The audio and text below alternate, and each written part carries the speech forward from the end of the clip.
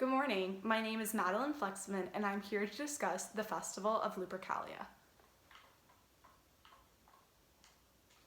So, to discuss the origins of Lupercalia, we must discuss the infamous twin brothers Romulus and Remus. Their mother was Rhea, and she had been forced to become a Vestal virgin and vow her chastity. However, she ended up giving birth to the twins, who were fathered by Mars, aka the god of war. The king Romulus ordered that the twins were to drown in the river Tiber. However, a servant decided that the twins should be put in a basket to float down the river instead, as she took pity on both of the twins. When they arrived, they were rescued by the she-wolf Lupercal by the Palatine Hill, where Rome was founded. After Rome was founded and thriving, the Lupercalia festival was started to praise the she-wolf Lupercal as well as the Roman fertility god Lupercus.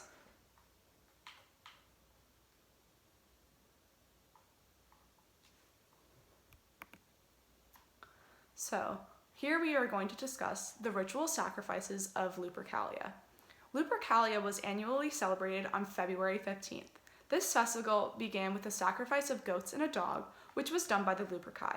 The Luperci was a group of priests who led the sacrifices. In this sacrifice, they sacrificed both goats and a dog, and then the two Luperci went to an altar. Their foreheads would be wiped with a bloody knife, and then the blood will be wiped off with wool dipped in milk to signify purity. This sacrifice was required to make the two men laugh after the act.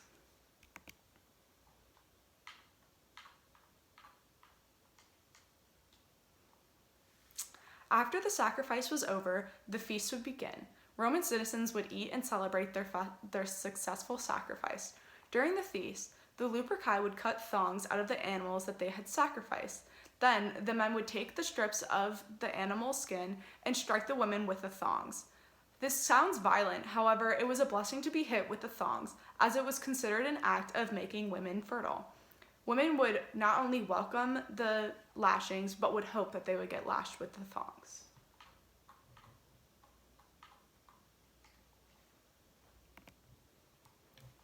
During the festival, everyone would stay naked. However, over time, this fad began to die down. During its origins, however, everyone was naked. Also during the festival, men would be coupled with women by randomly choosing their name from a jar. These women and men would be paired together for the rest of the festival. However, many couples would either stay together for the rest of the festival and for the next year's festival, or even get married.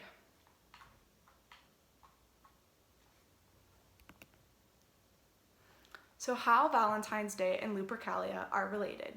There are many accounts of how Saint Valentine came to be. There is one legend explaining that Valentine was imprisoned for marrying persecuted Christians that were in love, and during his imprisonment, he attempted to convert Claudius to Christianity. Claudius angrily told him to reject his faith, and he was beheaded for not doing so. Other accounts discuss that Valentine tutored a blind girl named Julia during his imprisonment, and that they prayed together to fix her sight. Legend has it her sight was restored, and before he died, he wrote a note to Julia signed "From Your Valentine." Despite of these legends, we know that Valentine is known as the patron of lovers, and we relate him to romance. Because of this, Pope Gellius I replaced the celebration of Lupercalia with Valentine's Day so that everybody could celebrate love.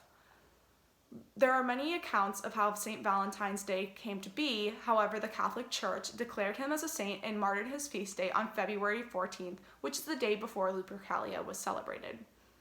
Lupercalia and Valentine's Day share similar symbols.